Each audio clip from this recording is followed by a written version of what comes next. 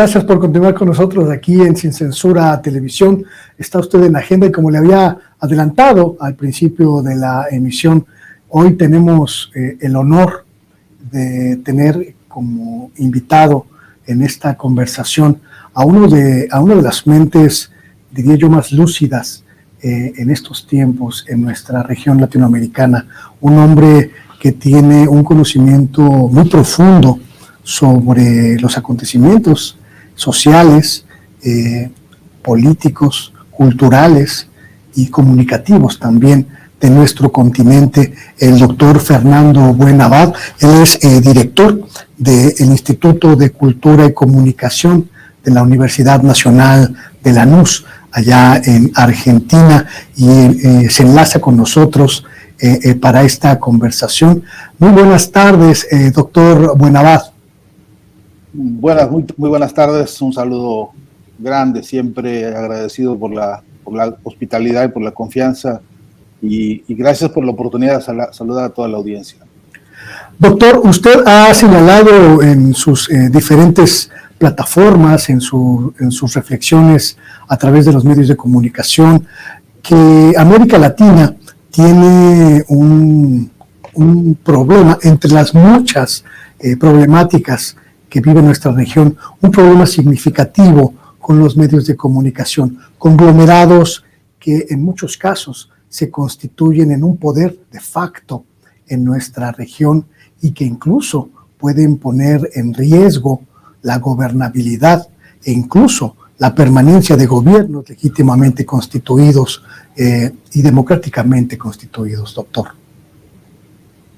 Bueno, en realidad esto es una categoría la de la comunicación, la de los medios en particular, una categoría que requiere hacer una gran distinción, por lo menos en dos grandes aspectos. Uno que es la problemática que presenta y que representa para América Latina y yo diría que para el mundo entero, lo que la propia UNESCO define como proceso acelerado de concentración monopólica. Y esto ha tenido en los años recientes un sinnúmero de expresiones muy concretas. Tan es así de concreto y también de complejo el tema que hoy por hoy es difícil seguirles el paso en términos de cómo se comporta la propia estructura monopólica de medios de comunicación, porque se compran unos a otros casi todos los días. Y entonces lo que antes se llamaba de una forma, ahora pasa a ser subsidiaria de otra, que es la nueva matriz. Es el caso de Disney, ¿no? Que ahora se adueñó también de canales y redes y espacios comunicacionales de lo que ellos entienden por deporte o la mercancía que venden a través de los medios como deporte, ¿no? Y por otro lado, la otra gran rama del problema comunicacional está principalmente en los medios alternativos comunitarios, medios de los estados, medios que tienen no una dependencia monopólica, pero sí, por cierto, una dependencia temática, incluso jurídico-política, que camina por otro lado y que también tiene unas grandes, importantes problemáticas. Ojalá que al menos una mención pueda hacer al respecto. Pero el problema principal, el problema que diagnosticó la ONU y que diagnosticó la UNESCO, en un documento crucial que se publicó en el año ya 1980. Desde entonces se formó a nivel oficial dentro de la ONU y dentro de la UNESCO, se formó una comisión internacional para estudiar los problemas de la comunicación. Y lo que ahí dice, concretamente lo que ahí dice como principal problema mundial, es que la concentración monopólica de los medios está convirtiéndose en una amenaza contra las democracias. Y ahí está quizá el talón de Aquiles de este problema, porque en las democracias jóvenes, entre comillas, que estamos viendo surgir en América Latina, las democracias que están, Argentina celebra ahora 40 años de democracia. Haber vuelto a la democracia después de tragos amargos con lo que se conoce como la Operación Cóndor, ¿no? Chile también, que viene apenas recomponiéndose, tiene todavía rezagos muy graves, muy preocupantes en materia de monopolios mediáticos. La Sociedad Interamericana de Prensa en su totalidad es una expresión de una alianza de monopolios que sigue haciendo de las suyas en toda la región. Ahora, cabalgando sobre uno de los problemas también cruciales para la región, que es el problema de las fake news. Y de qué manera ha pasado a ser una vanguardia en la formación y conformación de la política regional este conjunto de monopolios, que ahora parece que la agenda principal se genera primero en las mesas de redacción de los medios monopólicos antes que en los partidos políticos. Incluso algunos de los partidos políticos referentes históricamente en América Latina hoy no son más que extensiones de las operaciones que se planifican desde los medios de comunicación. Un caso paradigmático, para no hablar del de Televisa de México, pero por ejemplo el del Grupo Clarín de Argentina, desde cuyas entrañas se pergeña casi la totalidad de las operaciones golpistas que hoy se ven, especialmente la operación golpista llamada inflación, que es un arma de guerra económica hoy por hoy en todo el continente, y si me apura un poquito diría que en todo el mundo. De modo que la complejidad de esto que llamamos medios de comunicación efectivamente rebasa el problema de la televisión, de la radio, del cine, alcanza a los problemas de las redes sociales hoy por hoy, alcanza a la comunicación satelital y alcanza a la comunicación también submarina, que por cierto, todos los cables que están tendidos a nivel submarino son en su totalidad empresas privadas que hacen su trabajo, incluyendo lo que ya ha sido denunciado en la propia ONU y UNESCO, que es la recolección ilegal de datos para lo que hoy se conoce como el Big Data, que es, ni duda cabe, otro de los nuevos problemas en el escenario comunicacional del mundo, porque para lo que ha servido es para un sistema de espionaje de nuevo género, ante el cual estamos parados con una incapacidad jurídico-política de intervenir y virtualmente sin defensa, ¿no? Ese panorama complejo, concluye esta primera idea, tiene frente a sí, repito, un archipiélago inmenso de voluntades comunicacionales alternativas, independientes, democráticas, algunas incluso progresistas,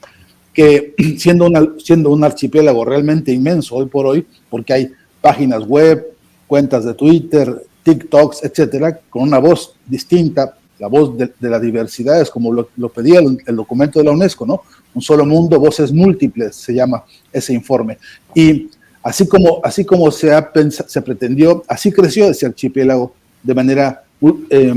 enorme, extensa, pero es un archipiélago inconexo. No logramos que todas esas voluntades comunicacionales se unan, se unifiquen o se organicen con una agenda de trabajo comunicacional propio, emancipatorio y por cierto, dignificador de la propia comunicación. Usted hacía referencia al caso argentino, donde pues el Grupo Clarín, uno de los consorcios comunicacionales más importantes, no solo de Argentina, sino de toda América Latina, pues prácticamente se ha convertido en una especie de poder alterno que disputa la narrativa al gobierno constitucional en aquella región. Pero en América Latina conocemos ya muchos otros casos, doctor, donde los medios de comunicación han jugado un papel abiertamente contrario, adverso a los gobiernos. Pensemos en el caso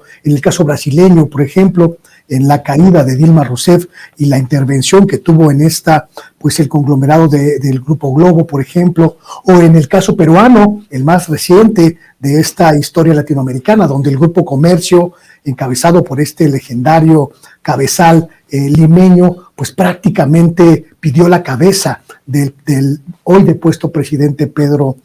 Castillo. Y en el caso mexicano, pues tenemos prácticamente 5 años desde que tomó posesión López Obrador, viendo la acción de un conglomerado de medios que buscan pues prácticamente sobreponerse al gobierno constitucional. La idea que en los 80 era una amenaza, hoy parece ser una realidad. Pues, y no solamente eso, sino que la cosa empeoró, ¿no? Y usted en el informe McBride, que es el que hemos estado aludiendo, publicado por la UNESCO y por la ONU, ahí decían, ya se escandalizaban los miembros de la Comisión de Estudios sobre los Problemas de la Comunicación, donde estuvo Gabriel García Márquez, Marshall McLuhan y otra larga lista de teóricos e intelectuales muy destacados de todo el mundo. Ya ellos ahí advertían que se veía que el desarrollo monopólico iba a producir un efecto que además se convertiría en una condición de tipo cultural ideológico-cultural, en la que los pueblos serían convencidos, además, de que el sometimiento de su conciencia, de su información, de sus conductas, en realidad había que agradecerlo, que esta andanada de mensajes y de lógica y de ideología consumista e individualista que en los medios se maneja al unísono, como una bandera única, que eso además de agradecerlo, tendríamos que nosotros aprender a valorarlo como que ellos siempre han tenido la razón de manejar así los medios de comunicación, incluso aceptando implícita, tácita y resignadamente que pues así es la cosa, son ellos los dueños y no hay nada que hacer. Y luego además que debemos aprender a considerar eso como una gran herencia, como un tesoro que tenemos que heredarle a nuestros hijos, ¿no? Para que aprendan también a seguir siendo sumisos, obedientes y dóciles. Esto que parecería una exageración, después podríamos aterrizarlo en un montón de ejemplos que son de hecho, los constructos culturales con los que hoy lidiamos a fondo por los estragos y por la severidad que implica. Esto se convirtió en ya no solo un proyecto de alianza monopólica en los distintos países, con el mapa que usted muy bien ha hecho, sino además porque se volvió un paquete ideológico que circula por todas partes de manera absolutamente impúdica e impune. Valga decir, porque es comedilla ahora en el sur del continente, las negociaciones que están haciéndose entre algunos equipos de fútbol, por ejemplo, que compran y venden jugadores tratados fundamentalmente como esclavos. Es una especie como de relación de incluso hoy jeques árabes,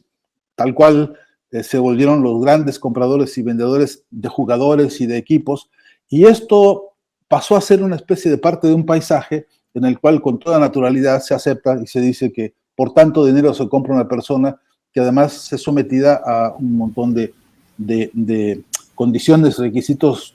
técnicamente de esclavitud, aunque esto parezca que es un glamour y aunque esto parezca que es una especie de libertad que cada quien puede ejercer de elegir a su propio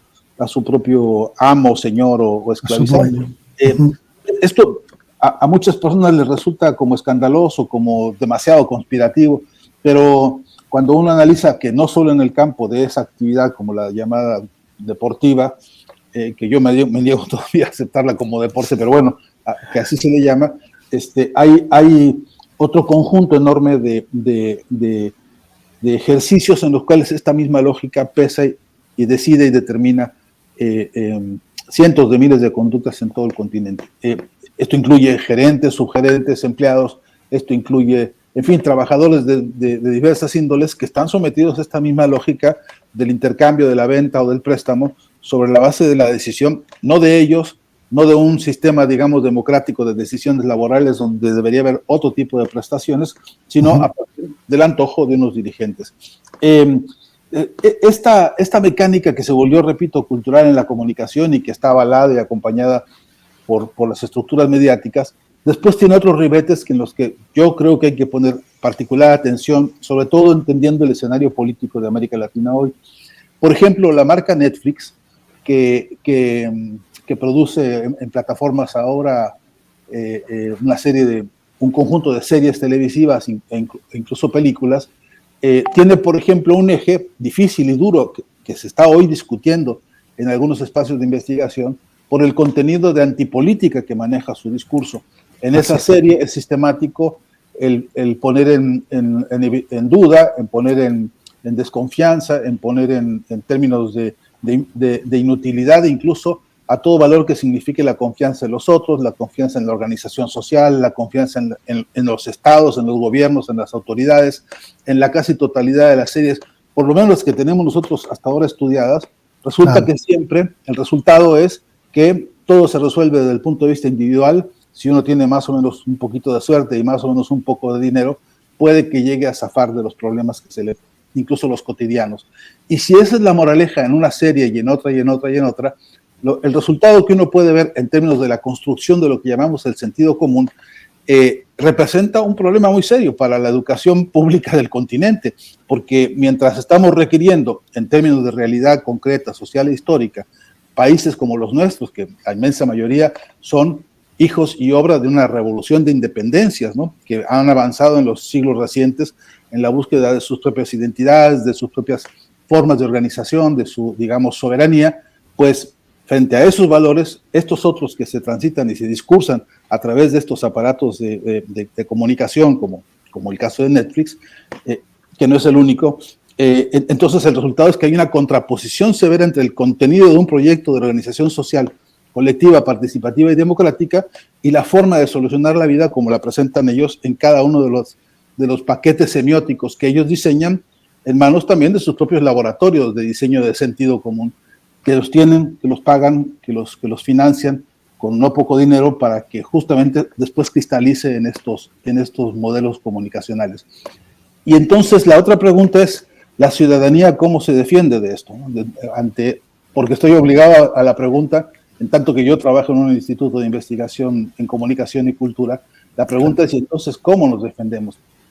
Una de las respuestas, que ha sido también importante en la región a propósito de estas disputas, ha sido el desarrollo de leyes de medios, ¿no? Tenemos ahora en América Latina al menos 5 o 6 proyectos muy interesantes a propósito de la participación de los aparatos jurídicos, de las propias constituciones políticas de los países, para normar, no para prohibir, no para limitar la libertad de la expresión, sino para ponerla al servicio de la expresión del conjunto, de la mayoría, de las diversidades y de la participación igualitaria, no solamente para tener igualdad de oportunidades, sino para tener igualdad de condiciones en la comunicación. Entonces, estas leyes, todas ellas perseguidas, todas ellas arrinconadas, todas ellas encarpetadas, dicen en Argentina, cajoneadas, ¿no?, guardadas en el cajón.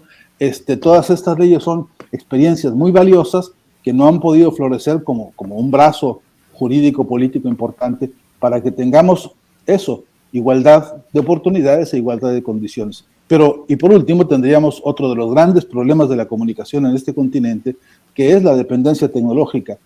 Me parece que esta es una reflexión que tiene que agudizarse, ojalá algún día haya oportunidad y tiempo, pero nosotros no fabricamos un solo tornillo de las herramientas con que nos comunicamos en todo el continente. Nosotros gastamos en materia de tecnología para la comunicación fortunas.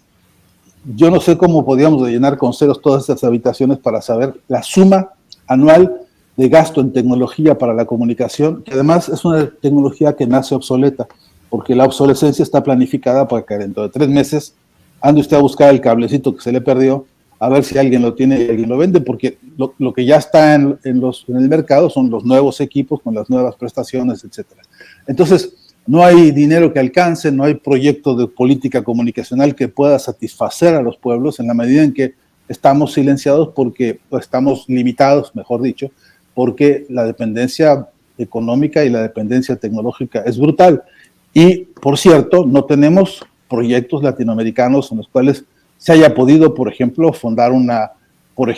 institución latinoamericana para el desarrollo de tecnología de la comunicación que sea soberana, que sea autónoma. No tenemos sistemas de financiamientos latinoamericanos con un banco, por ejemplo, para la tecnología de la comunicación que nos permitiera tener acceso,